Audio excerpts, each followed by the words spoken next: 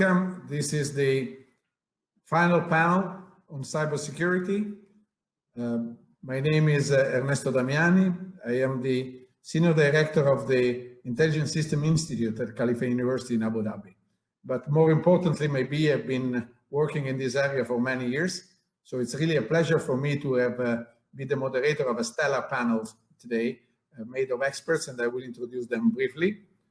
I would like just to mention that in Abu Dhabi, we are doing research on cybersecurity topics, and also we run a master program on cybersec. So we are trying to build the local capacity in cybersecurity. But the attention is not on me today, the attention is on the panel. So I would like just to walk you briefly through the panelists that we have today, starting with His Excellency Dr. Mohamed Al-Kuwaiti. He's the head of cybersecurity in the UAE government, and so we are really honored to have him on the panel today. Also, we go way back, and we have been did many discussions and exchanges of ideas on the scientific side of cybersecurity and research. Then we have the other panelists. We have Maliha Rashid, who is the Director of Cybersecurity in Oil and Gas for KPMG in the Lower Gulf area. Again, she will bring, I believe, an impressive global view, local and global view on the cybersecurity in the oil and gas sector, but not only in this area, I believe. So that will be a very important voice. And the third voice, just in order, of course, of the order introducing the panelists in the order they will speak, is Dr. Qasem Kharbat from Aramco. He is a very experienced global view as well, but from the point of view of the user of the cybersecurity technology, of the adopter, but in many cases also in providing requirements for novelty in cybersecurity. To these four panelists, I'm asking to give their own perspective. And I think that the different perspectives will compose an interesting mosaic for all us to look at. These perspectives should take into account also the moment in which we are, and I know they will. So we are in a moment of change. Times they are changing as always, but maybe more rapidly than they have been changing until now due to the particular COVID and post-COVID situation in which we are. So I really hope that these voices can compose a mosaic of interest, and that later we will open up the discussion and the Q&A space. Be prepared to type your questions in the chat, and I will channel them to the appropriate panelists. So without further ado, I think we can start this exciting panel. Well, first, you know, okay. I can start. Thank you very much. Thank you. Thank you. Start. Thank you, Dr. Ernesto. It's a pleasure really to be here at the MENA Oil and Gas Technology Summit today. And I really look forward to this panel and on sharing my perspective. So my name is Maliha Rashid. I'm a director at KPMG based out of the UAE, and I lead our cybersecurity services for the oil and gas sector, but also look really at the digital tech and innovation space within the oil and gas sector. So I have broadly 18 years of experience across the cybersecurity space. I've worked in regions in Europe, in the Middle East, Africa, Latin America, and really across a variety of sectors, not only in the energy sector, but also with global banks, airlines, industry leaders, tech companies, telco companies as well. So I'd like to bring to you today really a global view from KPMG on cybersecurity within the sector, but also looking at some lessons learned from other sectors that could be interesting for the oil and gas industry. So what I'll start by doing really is giving an overview today of when we look at the oil and gas industry, what are the key cyber risks that the industry is facing today, and how have those risks really evolved? And then in a second part, I'll be talking a bit about what can the industry do at different levels, whether it's really looking at the at oil and gas companies themselves, but also from a regulatory perspective, and also from looking at the broader ecosystem of third parties. So I'll start first by giving you really a broad view today of how this cyber threat landscape has evolved, particularly in the past year with the pandemic.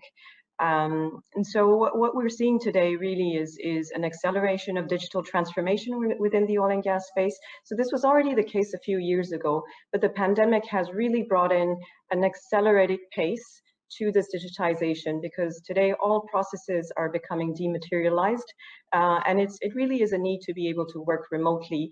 And that translates into, if I look at the IT, OT world, that translates into more remote connections into the OT space, the need for more remote work between the IT world and the OT world. And if I were to simplify it really and make a bold statement, I'd say, well, aren't we plugging in the oil fields onto the internet, right? But obviously it's more complicated than that. And the objective really is to say, okay, how can I really bring more IT-OT convergence in, because I want to bring more AI. And listening to the panel earlier today on digitization, we want to bring more insights from data. We want to be able to automate more. We want to be able to bring in artificial intelligence, predictive maintenance. These are the kinds of initiatives that we're seeing. So how do we actually do this?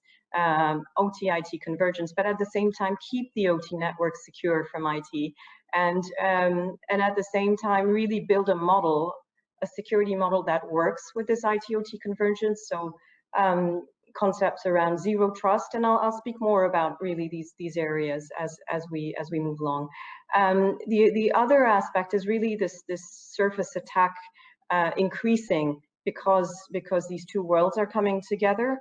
What we're also seeing is, if you look at the broader ecosystem, we're seeing an increase in attacks through the supply chain. So supply chain attacks are really on the increase.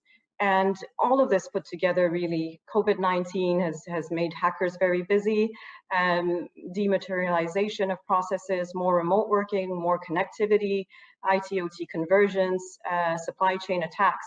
So all of this is really bringing, I guess, the threat level to a higher one than it was before when it comes to cybersecurity. And so I guess the next question is, how do oil and gas organizations tackle this increase in the threat landscape? And also, what can the sector do globally as one to really bring more to the table? So what we're seeing today really around IT-OT convergence, and this is really at a global level, is to really manage your IT and OT infrastructure as one, bring in more governance, bring more cybersecurity governance into your OT environment, bring those teams to work together that are traditionally really working in silos, having an integrated approach to identifying your crown jewels across IT and OT, and pulling that view and vision of your risks and making it maybe broader than cybersecurity. And actually, what we're seeing today as well is there's a notion of cyber physical hazard that's coming into play. So bringing in more of that view of physical security, of personnel security, safety as well, and combining it with the cybersecurity aspects of it. And why is that important? Because cyber attacks are moving really from the corporate space and moving from, I guess, traditional corporate impacts such as financial, reputation, which are the traditional ones really across the board, but also a larger safety impact, a larger environmental impact. And this is why it's important to really combine security as one with the cyber world, the physical, the industrial world together, and bring that holistic view. And actually, this is something that we're seeing in other industries. So for example, in the transportation sector, we're seeing this type of trend coming in, but also across other areas. So we're also seeing, and this is another area to look at, is security by design, right? So security by design, we all talk about it, it's a buzzword. KPMG recently ran a CISO survey in the UAE, so interviewed CISOs, cybersecurity leaders across the board and across sectors. And it turned out that although everyone talks about it, only 23% of organizations have embedded security by design into their organization. So that just goes to show that really there's still a long way to go.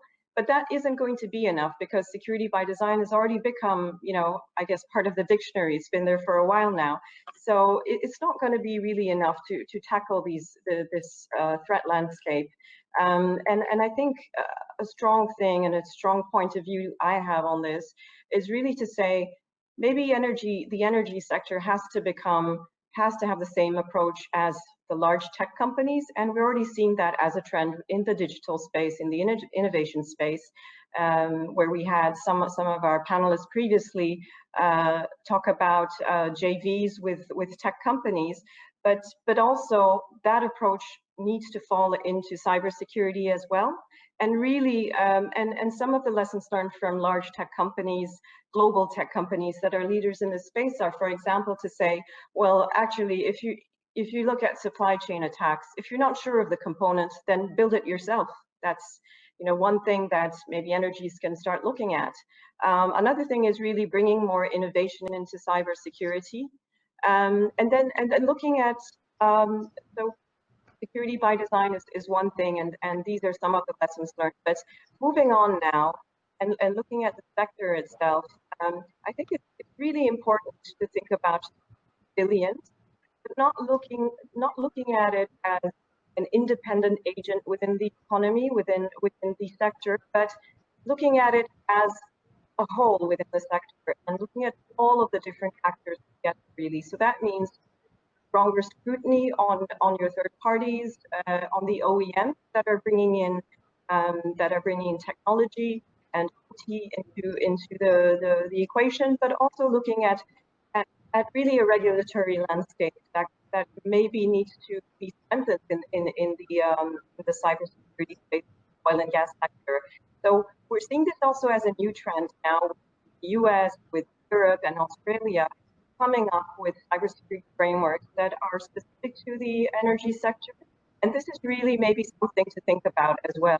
Do we need to regulate the oil and gas sector the way we do the banking sector, for example? Is there a need for that? And considering that really oil and gas is the backbone of the economy for a lot of the region here, and it's a critical national infrastructure when you look at it holistically, isn't there a systemic risk of everything falling down if target of massive cyber attacks? How do we respond to this quickly? And looking at the banking sector, some interesting insights I can bring to you. We recently ran a cyber range exercise, so a cyber crisis management exercise for the financial services sector, which was run with the UAE Central Bank. And some of the insights really that came through were really interesting and really showed actually the need to actually have the right protocols in place. The systemic risk became even more apparent, and obviously it's been stated as such. And banks, I guess, have this natural appetite for really looking at risk systemically. So that's always been there. But maybe looking at the sector when we talk about oil and gas as a systemic risk as well could be something to consider. So having said that, I will now leave the floor to Dr. Mohamed Al-Kuwaiti, who would probably have some interesting insights to bring as well from a government perspective. I will just commenting that we heard already some opening lines from you, and especially, for example, the cyber range notion and how the cyber range need to change in this integrated IT OT scenario where we are is a topic that I'm sure will pop up in questions from the audience as well. And now we are ready to leave the floor to His Excellency Dr. Mohamed Al-Kuwaiti. We're really looking forward to hearing your point of view on the evolution of cybersec in this sector, in this particular moment we are living. So thank you very much. The floor is yours. Your Excellencies, good afternoon, and I'm really honored to be here. First of all, and sorry for that technical glitch happened. I was supposed to start, but this always happens in technology, but it always helps us to come back actually on this. Specifically with this a new, let's call it a new norm where we actually do all of those meetings online. And this is what we saw recently past year and this year as well, where everybody is actually using such, even from our kids all the way to prime ministers and leaders who are actually online all the time.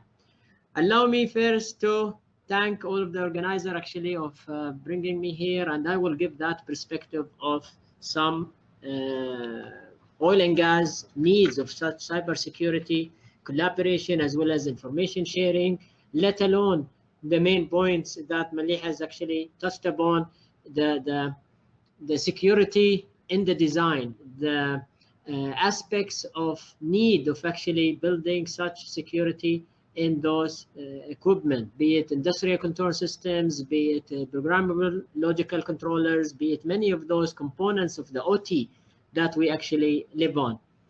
There are some slides that actually I'm sharing with the team, and you can actually see those as well with the platform, where you can browse with me while I go through this. Technology revolutions have touched upon every single part of our lifestyle. That start long time ago, more than 100 or 200 years, as a matter of fact, on that industrial revolution, when we transformed everything towards automation, or let's hope it is an automated and safe automation, all the way to the industrial revolution that we are at today, from Industrial Revolution 4.0, where it creates many of those smart cities and safe cities, that's what we want to call them. Smart cities, that's actually all of those critical infrastructure that is built in that city depends on technology. And this increased even more the complexity when we added those IoTs, when we added those wearable devices, or actually more of a smart objects, smart sensors that help us, be it in the industrial control systems or be it in any critical infrastructure. And specifically, again, the oil and gas is one of the most important, those industrial control systems that's needed and needs many of those IoTs that allows automation, allows actually an ease and efficient performance of many of those components. It's actually compromised or component that is actually composed of. Now, these components are increased. Every sensors we have, and we're living in more than, actually, as the indicators brought, more than 50 billion smart objects that is available today, from wearable to sensors to many of those things, and increasingly with the in a faster pace. And this does not mean except that we depend on technology. Our industries depend on technologies. SCADA system depends on technologies.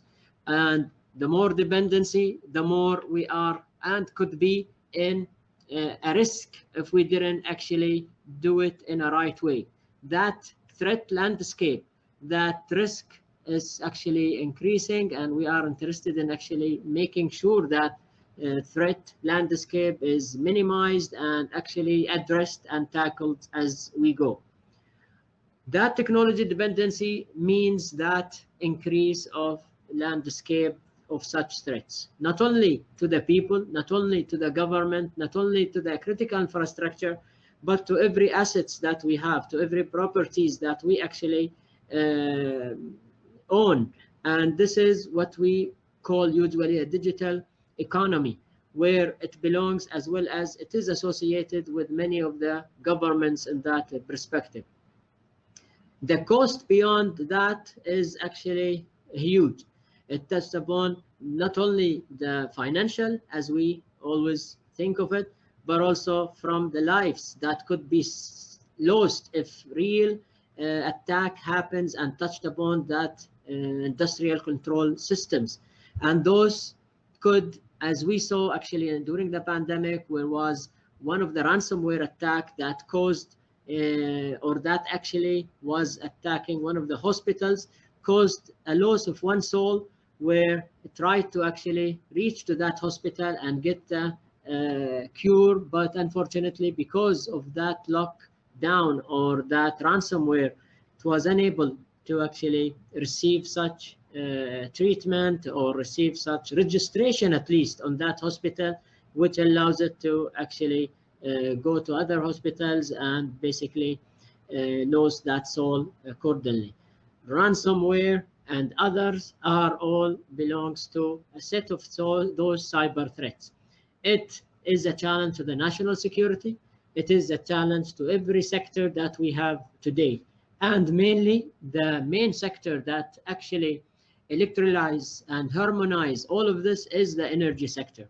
And this is where it is really important to address those in a very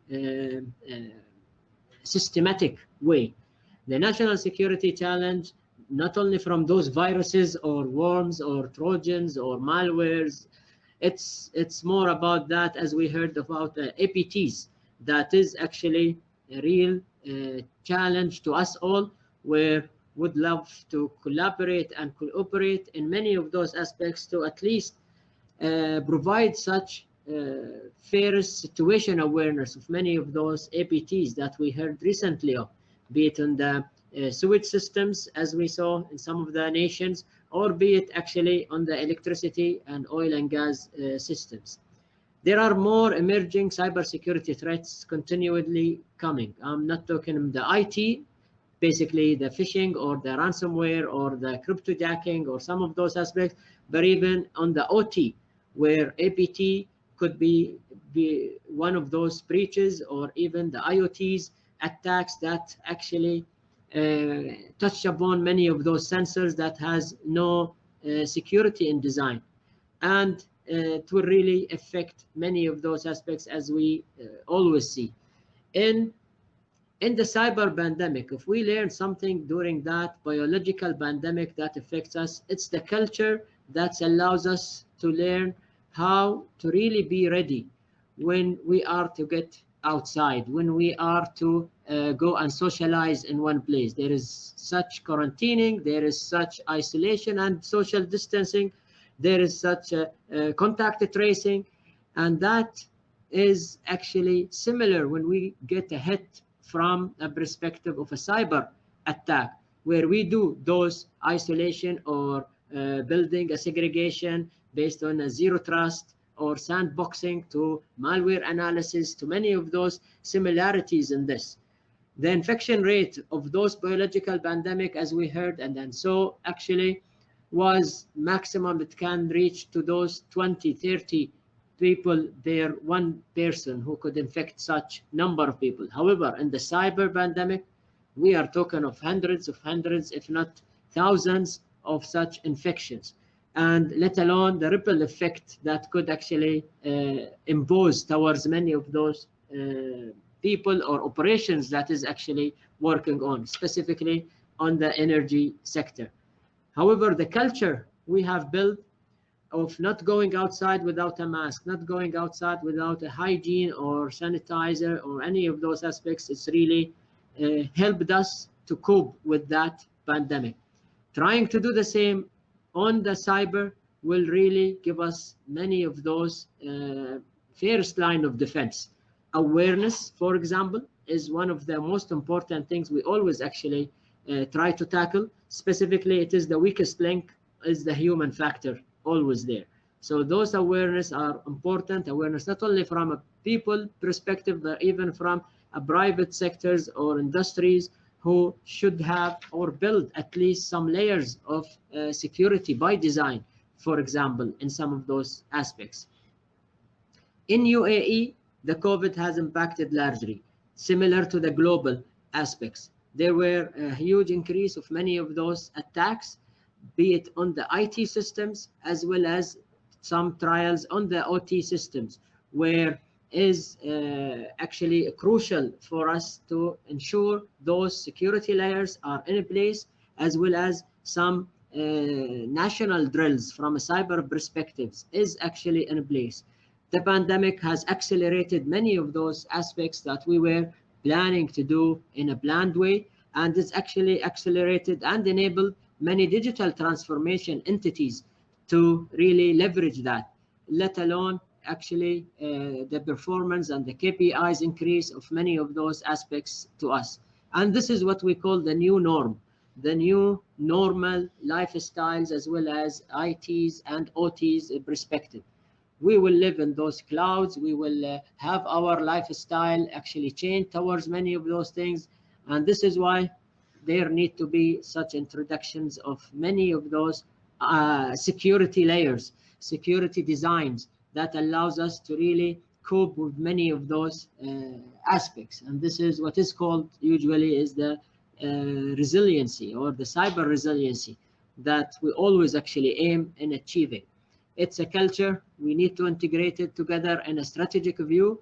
And this is some of the strategies that we have for cybersecurity, be it for the critical information infrastructure protection policies, or be it in the information assurance policies and information sharing, and many of those is actually built on those. One of the most important policy pillars as well, or strategy pillars, it's the information sharing. And this is, we always actually lean towards that whenever we learn from other entities that they have been hit by this ransomware, and we get many of those incidents, indicators, threats, vulnerabilities, hashes, that allows us to really build on those, let's call it indicator of compromises, and leverage it and really be resilient if this ever to hit us there. So that information sharing, it's at least the first layer for defending and building towards that aspects. And using those information sharing, even in the OT perspective, even on that SIMs that controls many of those OTs, their design, and allows us to really build such aspects and help all of us together in a national level or even an international level of really building such resiliency. And this is what we always aim and work together with entities locally here. In a national level, building such regulations or strategies or advisories where we try to search as well as to find many of those threat intel or information sharing, and then actually cascade it towards many of those entities from a critical infrastructure perspective. SCADA entities or critical infrastructure, be it aviation, be it telecom, oil, energy, and oil and gas. So that's one of the aspects we leverage, and we try to actually work on this. There is as well on the international level, where we all know this is a transnational type of attacks, and its attribution is really a whole different story. We don't want to speak about deterrence. It's again a whole different story from a political and diplomacy perspective. But the first line of defense again towards that is that information sharing. Allow that collaboration on the international level, allows us all to really work together jointly to find many of those lessons learned and just cascade this information across all of us together. So in that perspective, the UAE is opening in many of those collaboration and working with many of those entities actually to help one designing that information sharing platform and really proactively share as much as such information. Some of the universities we have from an R&D perspective, they do a lot of such actually build out of such information sharing, or even reverse engineering and working together to find those vulnerabilities without they actually come and affect us badly. So with that, I really appreciate being here, and I will encourage as well as advise on that information sharing and collaboration together as a first line of defense. Yes, there are many others. Yes, there are whole industries who will be working on introducing security on those IoTs, on those components, and working together with them is again our main goal towards that. With that, I really appreciate your time and being with us here, and I hope we added some of those values where we could continue adding and work together with you all. Thank you very much.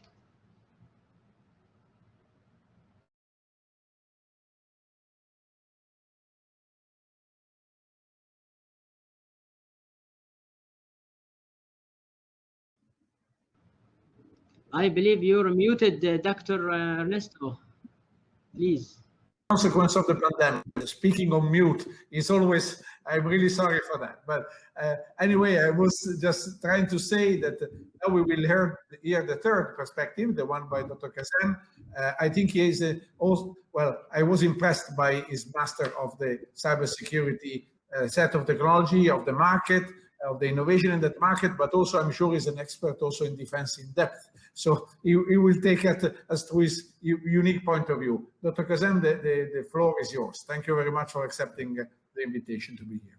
and I will encourage as well as advise on that information sharing and collaboration together as a first line of defense. Yes, there are many others. Yes, there are whole industries who will be working on introducing security on those IoTs, on those components, and working together with them is, again, our main goal towards that.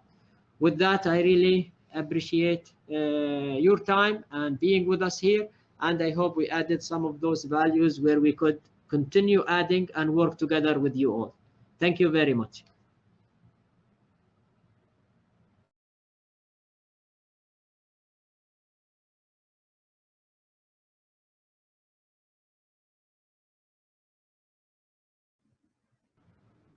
I believe you're muted, Dr. Ernesto. Please. Consequence of the pandemic. Speaking on mute is always, I'm really sorry for that. But anyway, I was just trying to say that now we will hear the third perspective, the one by Dr. Qasem. I think he is also, well, I was impressed by his master of the cybersecurity set of technology, of the market, of the innovation in that market, but also I'm sure he's an expert also in defense in depth. So he will take us to his unique point of view. Dr. Qasem, the floor is yours. Thank you very much for accepting the invitation to be here. Thank you, Ernesto, and everyone. Thank you for having me. By the way, I'm not a doctor, I'm an engineer. And I worked in oil and gas for years. So just quickly, everyone, I will recognizing what my colleagues here today covered, the criticality of this section or sector, the cybersecurity. Saudi Aramco, as a leader in the oil and gas, has been making a lot of investments in cybersecurity. We have a massive digital transformation program that we started years ago. And like many other of our peers in the oil and gas, we are looking at the wide range of technologies, everything from blockchain to robotics to analytics to AI and so on. But in my experience, cybersecurity is your safety valve. You cannot do digital transformation and deploy all these technologies, be it in IT or be it in OT, without having that security as a baseline, in my opinion. And Saudi Aramco has been developing our capabilities in this space. I am part of a team at Saudi Aramco, the Saudi Aramco Energy Ventures team. We are the investing and the venturing arm of Saudi Aramco. We simply focus on investing in various cybersecurity and technology companies. And we are aware and continuously looking at the space, the entire space of cybersecurity, looking at what's the latest and how can we bring in technologies to the operations to secure our operations, all the way from the rigs, all the way to our data centers in the corporate. So today I will be taking you a little bit on a different perspective here than my colleagues. I won't be talking as much about the operations and the cybersecurity threats that we're facing. I think a lot of us are familiar with those as well, pre-pandemic and post-pandemic. But I'll tell you what we are seeing in the investing world, what we are seeing in the venturing world, and the entire ecosystem. Before I do that and show you a holistic view that I think will sum it up, I would like to just give you a little bit of a background on the investment space for cybersecurity. So in 2004, cybersecurity spend globally was estimated at $3.5 billion. Today, we are estimating cybersecurity spend globally around $125 billion. That is 35 folds. And I hope that gives you a little bit of a feel about the urgency. We're seeing a lot of spend in this space. And to me, whenever we see spend and funding, that translates into innovation. We're seeing a lot of entrepreneurship and a lot of startups coming up in this space. People are realizing, and entrepreneurs are realizing, that this is a very critical space. Be it you want to secure companies or you want to secure utility companies and infrastructure and plants. But the range is wide for what you need to secure. But going back to the spend, the growth is tremendous. We are looking at $250 billion in 2-3 years. So by 2023, cybersecurity spend will actually double. So those 2 years that we're looking at, 22 and 23, are going to be very significant in amount of technologies emerging, and amount of the spend by the companies and the countries and the government on what they need to do to secure their infrastructure, which is also growing under this digital transformation mandates and programs that people are undertaking. A little bit of a color on the Middle East in specific. So we're looking at about $15.6 billion of cybersecurity spend in the MENA region, in the Middle East region in 2020. We're looking at that number to grow almost double to $30 billion by 2025. And that's a CAGR of 13.8% annual growth. So this is in the venturing space, in the investment space. Cybersecurity is one of the busiest, most funded, and most crowded, meaning there's just a lot of companies coming up in that space for us to look at and to select our technologies from. Again, globally, the cybersecurity is looked at to be around the $10.7 billion investment in 2020, this last year. So the space itself has a lot of funding, and there's a lot of investments coming from that fact that there's a lot of spend in that space. Now, just quickly on what's motivating this spend. As you all know, digital transformation has main highlights. And one of the main highlights of digital transformation, at least in oil and gas, is the move to a cloud. And I think a lot of the smaller companies have made that move. For larger companies, there's just a lot of assets, and it's going to take time. You know, we spent 20 years, 30 years developing systems, and now the next move is to move them to the cloud from your on-prem environment. And that's going to be a whole new initiative and a whole new effort undertaken by all these companies. As long as we're moving to the cloud, the work environment itself now is more toward remote work environment. And the cloud SaaS model for software, all these factors are encouraging more spend and more transformation and more protection, if you will, in cybersecurity as well. So these are some of the factors that are driving the cybersecurity spend, especially post-pandemic, where you're talking about the emphasis on the remote work environment and ecosystem, identity management and authorization to enable people to work away from their offices, automation monitoring, where you want these tools and systems as well. All these things we're seeing dominating the cybersecurity venturing space on the IT side. The interesting part for us as oil and gas companies also is the OT side. We are seeing some investments going on the AT sides in terms of securing the infrastructure, namely the plants network, the assets, threat detection and hunting and response, playbooks for the analysts to be able to respond accurately and in timely manner. Companies and startups who are actually developing these platforms in the industrial control system space in specific are doing very well in the venturing space. They're getting a lot of funding and a lot of companies are looking at them for investments. They provide a lot of security in terms of detecting any malicious activities and provide you with a good guide for defending step by step. What I would like to do for a minute, just to show you everyone the cybersecurity venturing space. If you can, Dr. Ernesto, put that up or send a link. And I think this view will sum it up for you, and it will show you the emphasis and the entire ecosystem that we're seeing.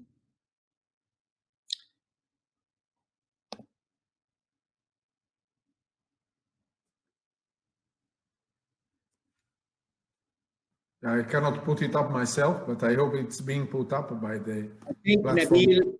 I think Nabil said he's going to email the link for it. Wonderful thing. Okay, so okay.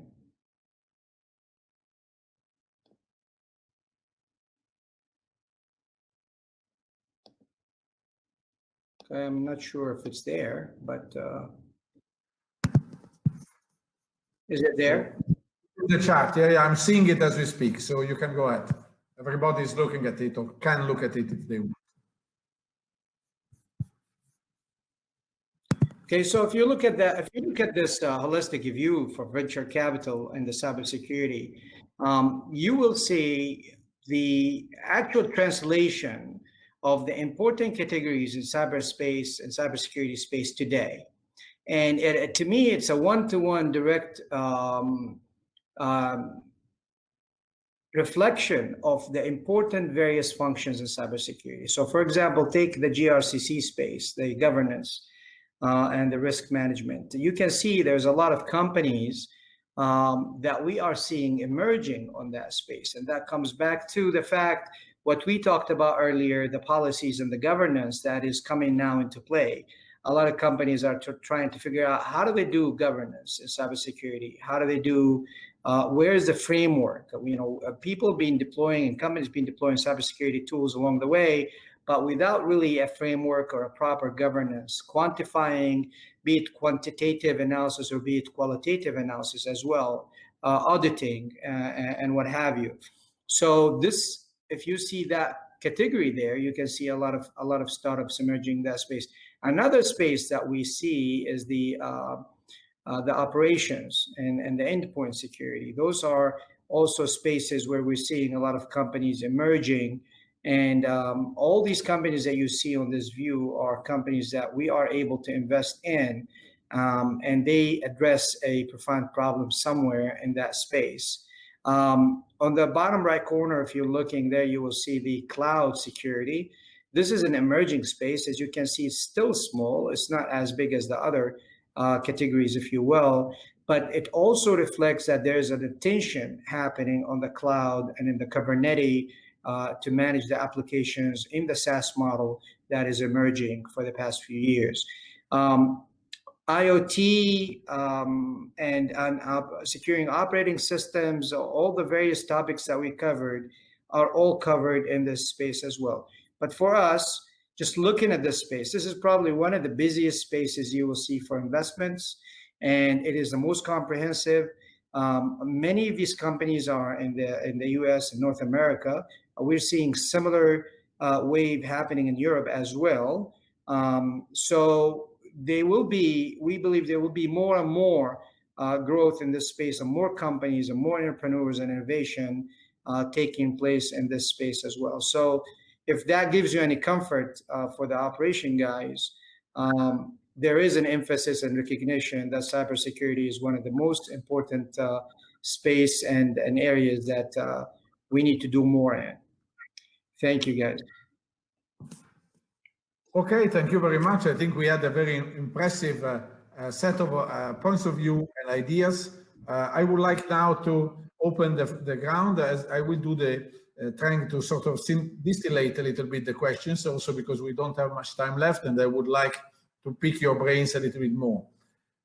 Apart from, I will refrain from offering my own opinions, but I have them. So anyway, the first a couple of questions sort of were keen on highlighting technical aspects of the OT.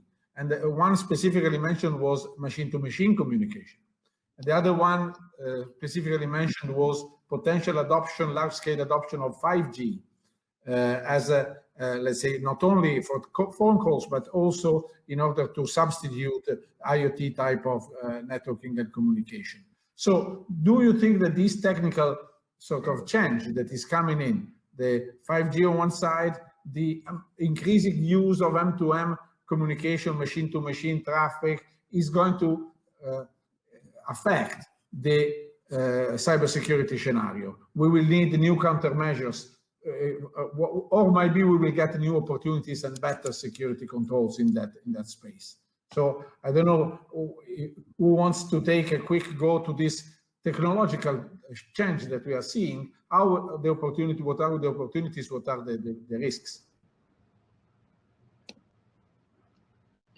If you allow me to start here, Dr. Ernesto, as well on that, and let me bring it from a governmental as well aspects. The vision is always to go with those new technologies. and to really cope with many of those technologies. We have already built that infrastructure to sustain the 5G.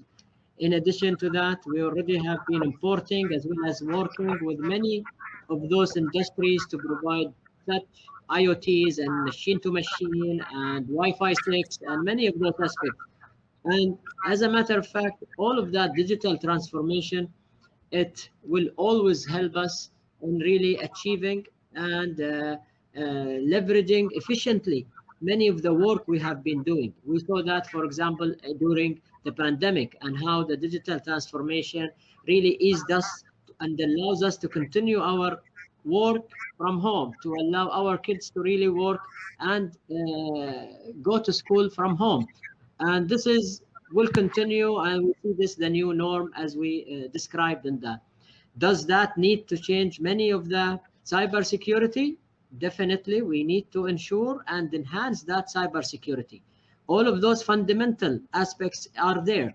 All of those governance as well as approaches of security layers or security in depth or NIST framework, from identify to protect to detect to response and recover. So all of those pillars are definitely there.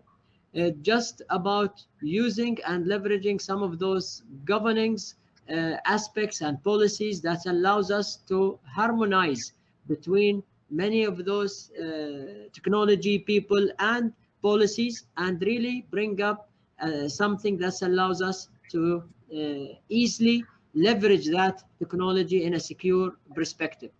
There will always be an attack from APTs, state actor or not state actor, or many of those adversaries.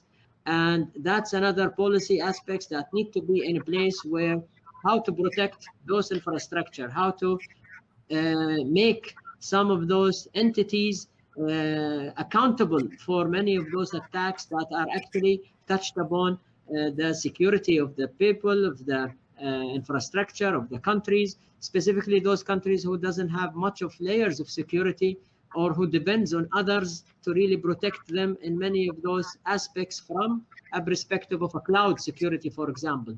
We know those clouds are not controlled by just countries, but there are big companies who are really helping and providing such aspects. So in short, cybersecurity, from a governing type of based approach to a risk approach, or to a risk-based approach, is definitely will be working, but alignment between policies as well as people and technologies, and really working together in enhancing this to meet those new norms from 5G to machine to machine, and enhancing that big data that will be gathered there is really something that need to be regulated for everybody to work on. Thank you. Thank you very much. Maybe the others want to add something. I would like to add myself to the question also, the security of AI. So M2M, 5G, but also the increasing adoption of AI models. And they also are a target for attacks. So you want to add anything? I mean, Maliha, I see you're nodding. You want to go ahead? Thank you, Dr. Ernesto. So when it comes to AI, really, and the security risks around it, I guess it's just another vector for hackers, right? So, and it becomes even more powerful because AI is so powerful. So you're actually exploiting the strength of your vector to perpetrate more attacks. So when it comes to AI, I would look at it and across different angles. The first angle is, how do I actually misuse AI towards malicious intent, and that's where some of the risks are. Whether it comes to having AIs in bots, for example, through bot farms, or actually accessing the AI platforms and altering the machine learning and altering the algorithms. Actually, it's just another avenue for hackers, but it makes it even more risky, right? So securing access to these AI platforms that are being set up is very complex, particularly in a context of remote working and it being fashionable for data scientists as well, already before the pandemic, to work from home and digital nomads, and all of that trend is just adding to it.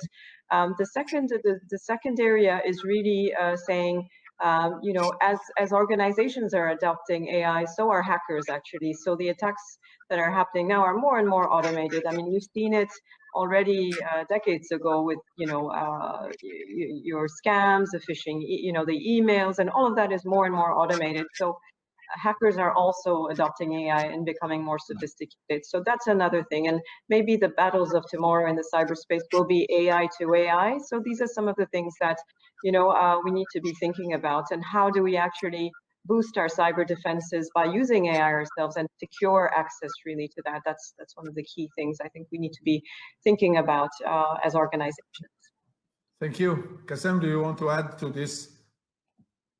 On this topic of the emerging technologies that may bring dangers and maybe also opportunities for new security. How do you see this? Thank you, Ernesto. So I believe that machine to machine and AI is still emerging. We're just at the very beginning of it, right? So there will be more and more moving toward that, and cybersecurity will come along as well. It's not there yet. If you look at our complete entire landscape in oil and gas, very few percentage AI and machine learning. So, and I think it will be powered completely by the cloud once the data is available and at the fingertips. Then you will see more work on the machine AI and machine learning. But for now, we're not seeing much of that right now in oil and gas. I think it's a field that will continue emerging, but we are at the very beginning. Thank you very much. Now I will put together two questions. We still only have 10 minutes, around 10 minutes left, so I will hope you can provide quick answers to those. These two questions are about building and strengthening the ecosystem of cybersecurity supply, both globally and in the UAE. And also from the Aramco point of view, I would add, you are also a buyer in this area, so you will see. So how can we make sure that globally and in the region and in the UAE specifically, we have the ecosystem of supply that is needed? Of course, you can always procure globally, but you need to also to have this type of innovation milieu environment where new ideas can be implemented. So I would leave to the panelists. How can we build this for the UAE, and what's the government take on that? And how can we make sure that we have the right links globally to also procure globally when it's needed? I can, Dr. Ernesto, I can add a little bit to that, shed some light. Saudi Aramco has recognized that this is something that we need to do globally, but as well locally. So Saudi Aramco is actually forming a company in cybersecurity. And the company will be a joint venture. I believe it's been announced a while back. And now it's becoming operational in 21. The focus of this company is just that, to actually innovate locally, train locally, and provide services locally. So that is recognizing how important that field is. Thank you very much. And this is very important, I think, for everyone. So I would like to have the other panelists to express their views as well. Dr. Mohamed? If I may, yes, sir. If I may add as well, the ecosystem for such supplies is really an important sustainability pillar for us all to continue actually working on that. UAE, with its own neutrality policies, as well as with working with many of the partners here in the region, definitely trying to build such industries or factories, as well as the academia to support that from an R&D perspective here nationwide. We have, for example, as you know, Dr. Ernesto, Khalifa University that are actually already working on many of those innovative, creative aspects for not only in cybersecurity or nanotechnologies, but also recently in AI, and really build that sustainability with our partners across all of the MOUs signed with many of those entities. Definitely cybersecurity need to be sustainable in that perspective, need to build that end-to-end threat ecosystem, allows us all to actually not only depend here locally, but also from global perspective, and really share many of this information together. The accelerators, and we have a whole set of accelerators as well as enablers for the government to really work on this, is the private sector. And that private sector help us to actually achieve those with an R&D joint operation, joint R&Ds with many of the academia and even the government. So definitely those are an important initiatives, and important Vision 2031 UAE that have it in that for this short term. And with you all, definitely we are achieving that together. Thank you very much. So, well, we are coming close to the end. So we started with ladies. We ended with ladies. I would like to give the last word to Maliha. Thank you very much. For everyone, what is your take on this and your global view of this? Thank you very much, Dr. Ernesto. So I think we had some very interesting insights from everyone on the panel, from His Excellency, but also from Saudi Aramco, from Qasem, Kharbat, and yourself, Dr. Ernesto. I would say that really His Excellency has used the right word that I had written down when I was really putting together my thoughts and points of view for the session, which is that in the same way that the energy sector is looking at sustainability, I think there's a holistic aspect to sustainability and bringing cyber into that view of sustainability. To be sustainable, it's about the environment, it's about innovation, but it's also about sustainable cybersecurity. So I think maybe this is a takeaway key theme from this event that we can remember.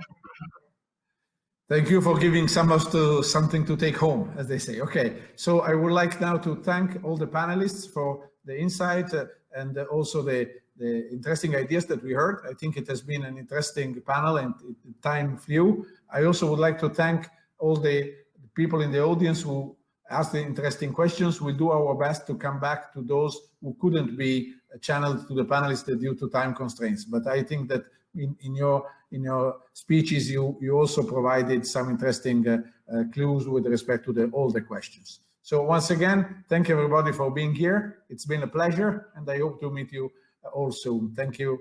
Thank you for being on the panel today. Thank you. Thank you very much for having us. Thank you. Thank you, Dr. Ernesto. Have a good day, guys. Thank you. You too. Thank you.